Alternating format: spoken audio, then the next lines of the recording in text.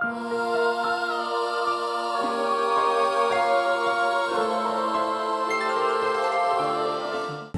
beri kemuliaan buat setiap saudara yang hadir di tempat ini. Saudara sudah melewati 15 jam. Saudara, siapa yang bersyukur saudara dari tempat ini, saudara? Yang di atas, yang di lantai 4, semua yang di lantai 2. Saya berharap, saya sungguh berdoa, tidak ada satu orang pun saudara yang datang ke tempat ini dan saudara pulang, saudara tidak membawa apa-apa. Tapi saya sungguh berdoa, mari kita sama-sama nikmati Tuhan. Mari kita terima semua berkat Tuhan. Saudara, kita akan sama-sama mulai dengan kita akan doa untuk bangsa-bangsa. Sembari saudara bisa minum minuman profetik. Boleh saya minta PowerPoint-nya? Saudara, kita ini dipanggil bukan hanya untuk Indonesia. Kita pasukan terdahsyat, kita Bahtera, bukan hanya dipanggil untuk Indonesia. Saya mau tanya, seberapa banyak saudara ikut waktu kita bikin red carpet? Pergi ke 200 negara, saudara. Boleh angkat tangan saudara yang ikut hari-hari itu. Yang saya ingat saudara dikirim berdua-berdua, bertiga-bertiga tanpa kontak person. Beberapa cuman berangkat, cuman modal pemetaan. Sampai sana gak tahu ketemu siapa. Tapi Tuhan bukakan channel-channel yang hingga hari ini menjadi kontak person kita, saudara. Saudara, hari ini kemanapun negara apapun yang mau saya datangi, pasti ada pasukan Bahtera di sana. Betul seperti kemarin kata hamba Tuhannya, pasti stiker profetik ada, patok pasti sudah ada, saudara. Dan saya sungguh berdoa, kita tidak berhenti di sini, tapi kita terus berdiri bagi bangsa-bangsa, amin. Amin. Saya lihat saudara ini udah kendor banget ini. Yang dari 38 provinsi saudara cuma mau segini doang. Yang dari Mahanaim cuma segini doang. Ayo. Saudara, saya cerita sedikit ya. Sebelum mulai acara 6789, saya ini sebenarnya gini, acara lagi. Kita perlu pemetaan lagi, kita perlu puasa lagi. Tapi begitu mulai acara, begitu sudah mulai, gak pengen selesai. Saya gak tahu saudara ngalamin hal yang sama atau enggak. Saudara lagi di provinsi, harus balik lagi ke Mahanaim. Harus acara lagi. Tapi begitu duduk di tempat ini, berharap acaranya sampai tanggal 30, saudara. 30 Desember maksudnya. 30 Desember 2030, saudara ya. Pengennya gak selesai. Tapi saya sungguh berdoa, ayo tingkatin. Ini suara saya juga udah mulai, kalau Ultraman ini udah mulai kedip-kedip ini. Tapi saya berharap ayo kita sama-sama terus tingkatkan, amin. Nah saudara, ini yang saya mau ajak kita sama-sama belajar. Saudara, deru perang untuk bangsa-bangsa itu sudah mulai berbunyi, saudara. Saudara bisa lihat dari semua tanda-tanda zaman. Di Alkitab ditulis, maka belajar, sebab Tuhan tidak berbicara dengan satu cara. Tuhan berbicara dengan banyak cara. Mulai dari awan, dari sungai, dari kekeringan, dari semua tanda-tanda 4 kuda dan penunggangnya. Saudara, kita tahu kita ini sudah ada di akhir dari akhir zaman. Kalau saudara baca yang sudah disiapkan oleh Pak Ferry, saudara bisa lihat, saudara, menurut nubuatan dari kitab Wahyu, itu pertama ada kuda putih dengan penunggangnya. Saudara, kita semua tahu kuda putih itu membawa panah, dan panah itu berkata tentang tokson. Dia memakai mahkota. Mahkota dalam bahasa Yunani aslinya pakai kata korona. Dan kita bisa lihat bagaimana seluruh dunia disesatkan. Belum selesai pandemi, kita bisa melihat ada kuda merah dan penunggangnya. Tiba-tiba Ukraina dan Rusia memutuskan perang, saudara. Walaupun menurut saya, sebenarnya di belakang ini sudah terjadi perang sebenarnya, perang dunia ketiga. Tetapi tidak pernah ada orang yang announce. Tapi Amerika sudah support ini, support itu. Sebenarnya lebih sedikit banyak kita sudah berkata ini di akhir dari akhir zaman. Belum selesai, kita masuk kepada kuda hitam dan penunggangnya. Saudara, kuda hitam berbicara tentang apa? Berbicara tentang kelaparan dan krisis pangan. Saudara masih ingat tahun 2022? Tiba-tiba Presiden Jokowi mengumumkan ada krisis pangan. Saudara, itu doa kebanyakan sih. Makanya saudara, krisis pangan tidak terjadi atas Indonesia. Saudara, doanya terlalu serius sih. Kalau saudara ini mau berasa, doanya dikendorin, tapi kan gak boleh. Harus tetap. Saudara bisa lihat bulan-bulan yang lalu di seluruh Asia Tenggara itu cuaca sampai 45 derajat Celcius. Di Indonesia, maaf, beberapa tempat kebanjiran, saudara. Saya sungguh melihat bagaimana ada orang-orang yang berdoa dan berjaga.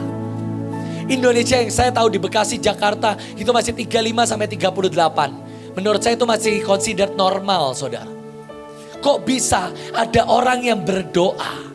Coba saudara lihat lagi. Tapi apa yang terjadi di dunia, saudara? Jadi saudara ini gak egois. Kalau saudara berkata, oh ya Indonesia baik-baik aja, ya karena kita berdoa. Seperti yang tadi saya katakan, doamu kebanyakan sih. Nah sekarang ayo kita kepakan sayap supaya kapasitas kita ini bangsa-bangsa. Nah tapi saudara harus ingat, setelah krisis pangan kuda hitam, ada satu kuda yang terakhir dan penunggangnya. Kuda hijau atau kuda pucat pasi kalau di Yeskiel. Dan itu berbicara tentang apa? Dia membawa pedang yang jauh lebih besar dari kuda merah dan penunggangnya. Ini berbicara tentang perang nuklir, saudara. Sampai yang saudara pernah dikhotbahkan bagaimana orang matanya meleleh dan lain sebagainya. Saudara, kita ini harus berdoa dan menahan. Next. Ada peneliti yang berkumpul dan mereka berkata jam kiamat tinggal 90 detik lagi. Tapi masih ada pasukan Tuhan yang menahannya, amin. Amin. Dan kita berkata masih ada 15 tahun kelimpahan. Masih ada 15 tahun lawatan. Masih ada 15 tahun penuh dengan mujizat dan signs and wonders. Saudara, ada ancaman perang, ada semua. Saudara bisa lihat India dan Pakistan, ada Cina dengan Taiwan. Saudara bisa melihat bagaimana ancaman demi ancaman. Next. Di Ukraina, ya ada gunung ekonomi, saudara. Di gunung ekonomi ada perusahaan-perusahaan bangkrut, tidak dapat membayar hutang sebanyak 4.400 triliun. Krisis perbankan ada 190 bank yang dapat runtuh di Amerika. Itu menurut Maret 2023. Saudara bisa lihat bagaimana Jepang hampir dilanda kebangkrutan. Krisis perbankan Amerika Serikat. Saudara bisa baca semua data-datanya di atas. Punya utang 461.000 triliun. Next. Saudara lihat bagaimana ada roh bunuh diri yang kemarin Hadasa katakan. Saudara, bukan hanya anak-anak. Maaf ini terlalu kecil, nanti saudara bisa ambil PowerPoint-nya. Tapi saudara bisa lihat sebagian. Sampai hamba-hamba Tuhan. Pendeta-pendeta besar. Mega-mega church. Pendeta mereka dilanda dengan sebuah roh kesakitan, roh kematian. Saudara, kalau kita gak sungguh-sungguh menahan, ada sesuatu yang chaotic, sesuatu yang sangat mengerikan yang bisa terjadi atas bangsa-bangsa. Saudara lihat saya sebentar. Saudara, kita Bahtera ini dipanggil awalnya untuk berdiri bagi Indonesia. Awalnya. Dan saudara bisa lihat Indonesia ini salah satu negara dengan pertumbuhan ekonomi terbesar di dunia, saudara. Saudara bahkan lihat Elon Musk, itu kokoh saya yang baru, saudara. Kokoh saya yang ini udah kaya raya, saya punya kokoh yang satu itu lebih kaya raya lagi.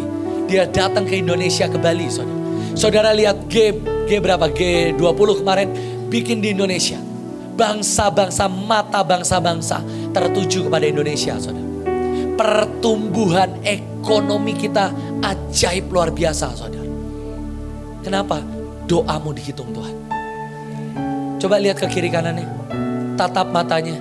Terima kasih sudah berdoa untuk Indonesia. Terima kasih udah terus angkat dupa. Terima kasih udah terus deklarasi Zoom pagi apapun, saudara. Saudara, para pasukan terdahsyat. Dan saya mau katakan, mari kita buka next. 2 Petrus 3 ayat 9. Saudara, ini dasar ayat. Saudara, kalau sungguh Tuhan ini pengen menghancurkan seluruh bumi. Karena semua hutang darah, LGBT, semua perzinahan, pemberontakan dan pembunuhan. Tuhan itu gak butuh 15 tahun, Tuhan gak butuh 7 tahun, Tuhan gak butuh besok, saudara. Saudara dengarin. Kalau Tuhan sudah muak dengan dunia, Tuhan gak butuh nunggu besok. Sekarang juga Tuhan bisa musnahin kok. Saudara dengar saya baik-baik. Saudara yang lagi jalan-jalan, saudara dengarkan saya baik-baik. Saudara yang streaming, saudara yang di lantai-lantai bawah. Saudara, kalau Tuhan mau dan sudah bosan dengan manusia, Tuhan gak butuh besok. Hari ini cukup. Tapi kalau Tuhan masih menunggu 120 tahun untuk di zaman Nuh, saudara pikir Tuhan gak bisa bangun sang kuryang aja bisa bikin kapal dalam semalam kok? Saudara pikir Tuhan gak bisa buat dalam semalam? Kenapa Tuhan harus menunggu 120 tahun? Sebab Tuhan masih menunggu ada yang bertobat. Saudara, menurut sejarah, Pak Ferry menemukan dengan ajaib, Niniwe itu baru dihancurkan 150 tahun setelah nubuatan. Saudara, kalau Tuhan sudah muak dengan Niniwe, Tuhan gak perlu ngutus Yunus. Saudara, kalau Tuhan sudah muak dengan Sodom dan Gomora, Tuhan gak perlu meminta Abraham untuk berdoa. Saudara, kalau Tuhan sudah muak dengan dunia era sekarang, Tuhan gak perlu nunggu besok, Tuhan gak perlu nunggu tanggal yang baik untuk menghancurkan. Hari ini juga dia bisa hancurkan. Tapi kalau dia masih memberikan waktu demi waktu demi waktu. Saudara ngerti hati Tuhan? 2 Petrus 3 ayat 9, jadi Tuhan bukannya lambat serta tetapi dia memberikan lebih banyak waktu. Kenapa? Hatinya tidak menginginkan satu orang pun binasa. Saudara, Bahtera ini udah ada 20 tahun. Kalau Tuhan sudah muak dengan dunia, pengangkatan udah 20 tahun lalu. Di zaman Holy Stadium, itu pengangkatan terbaik di situ. Tapi kalau Tuhan masih nunggu kita sampai hari ini, Tuhan masih nunggu lawatan sampai hari ini, itu hati Tuhan. Itu hati Tuhan. Dan saudara, pagi hari ini kita desek-desekan di tempat ini. Kita ini mau menangkap hati Tuhan. Tuhan butuh alasan untuk mempertahankan dunia. Saudara dengar saya. Tuhan butuh alasan untuk menyelamatkan dunia. Saudara, suatu kali ada satu anak saya akan tutup dengan. Suatu kali ada anak saya keluar dari pelayanan. Singkat cerita, dia sudah lulus kuliah. Biasa siklusnya memang seperti itu. Setelah selesai dikuliahkan, selesai dibeasiswakan, alasan mereka banyak. Tapi satu orang ini berkata, kok aku sungguh-sungguh mencintai Koko. Anak ini laki dari daerah. Aku gak pengen keluar dari mana ini. Aku gak apa-apa gak digaji. Aku gak apa-apa cuma bersihin rumah Kojos. Aku gak mau keluar dari mana ini. Tapi orang tuaku setiap hari nelpon aku dan suruh aku keluar. Saya bilang gini, saya bukannya gak bisa gaji kamu kok. Bisa kok. Saya punya uang kok. Tapi saya ini butuh alasan untuk saya mempertahankan dan berkata, ya aku akan bela kamu.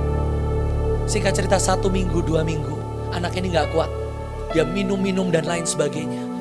Singkat cerita, dia balik ke daerahnya gak ngomong sama kami. Dia tahu-tahu pulang, tahu-tahu pergi. Tahu-tahu hilang, dia cuman chat kami, kok aku menyesal, bla bla bla bla. Saya bilang, saya ini cuma butuh satu alasan kok. Dan saya tidak menemukan alasan itu.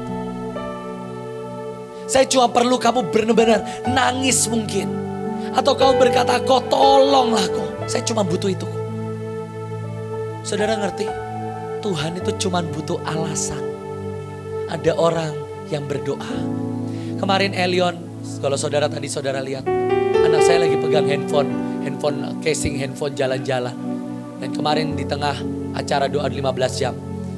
Saya dikirimin video, saya ditelepon sama Elion. Papa. Saya bilang itu telepon juga gak nyambung ke HP saya. Tapi saudara tahu, minimal yang saya tahu, anak saya ingat sama saya. Dan itu membuat saudara tahu, begitu pulang, yang saya cari siapa? Elion. Saudara, Tuhan itu butuh alasan. Kalau Tuhan mau memusnahkan, hari ini bisa saudara. Sekarang bisa, gak susah. Tapi kalau Tuhan ngumpulin kita di tempat ini, Tuhan ini butuh alasan untuk mempertahankan bumi. Saudara mau jadi alasan itu? Saudara mau jadi alasan itu? Sampai Tuhan datang di hadapan iblis. Dan Tuhan bisa bilang, kamu lihat iblis? Masih ada anak-anakku yang berdoa.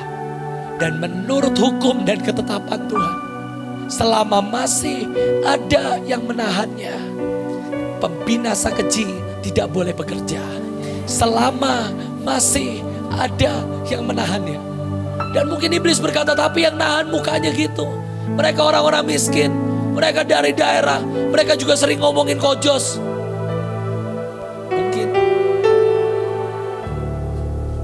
Tapi Tuhan berkata, secara hukum, selama masih ada yang menahannya. Saya tahu mereka buruk. Saya tahu mereka sering marah. Saya tahu mereka sering kecewa. Datang ke Mahanaim aja ngomel. Transport udah dikasih, hotel dikasih aja masih ngomel. Tapi Tuhan berkata, toh mereka tetap duduk 15 jam kan? Pantat mereka tepos, mereka tetap duduk kan? Itu kuhitung sebagai kebenaran, kata Tuhan. Saudara, pagi hari ini, mari berikan Tuhan alasan yang kuat. Dan mari berikan iblis sekali lagi, dia tidak boleh menyentuh bumi. Mari doakan semua pemimpin-pemimpin bangsa. Putin, Prabowo, mari bawa semua di hadapan Tuhan. Doakan mereka, saudara. Saudara, Tuhan gak butuh 1 hari untuk memusnahkan bumi. Menurut sejarah, cerita Nuh setelah 120 tahun. Tuhan membuka kerak-kerak bumi, air langsung keluar. Tuhan gak butuh hujan rintik-rintik buat membanjiri bumi. Dan kalau Tuhan mau mengulang itu, ingat yang Tuhan janji tidak memusnahkan bumi dengan air. Masih ada api, masih ada petir, masih ada apa? Meteor masih banyak, saudara. Kalau Tuhan benci dengan manusia, dia bisa buat dalam sekejap. Tapi dia tidak lakukan. Saudara nangkep? Dia masih nunggu kita. Nunggu kita selesai doa hari ini. Nunggu cawan kita yang suaranya udah serak ini. Tunggu MOG yang nyanyinya mungkin udah ngantuk-ngantuk. Penari ini udah lola semua, loading lama semua, saudara. Kurang tidur semua. Saya gak tahu mereka mungkin sampai jam 10-11 malam bawa properti balik ke tempat ini. Boleh kasih tepuk tangan juga untuk mereka semua.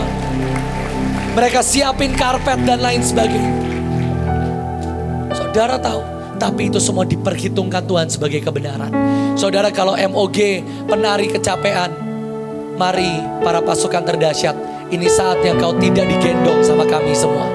Ini saatnya para pasukan, engkau menggendong kami semua yang ada di mesbah. Mari saya undang kita berlutut pakai talitmu sama-sama. Jangan nunggu penari, jangan tunggu MOG, jangan nunggu suara choir, jangan nunggu suara speaker. Mari berikan Tuhan alasan yang kuat pada pagi hari ini. Saudara, kita mau menghadap Tuhan. Saya mau ajak saudara pakai talit. Semua yang bawa dupa, saudara bisa mulai nyalakan.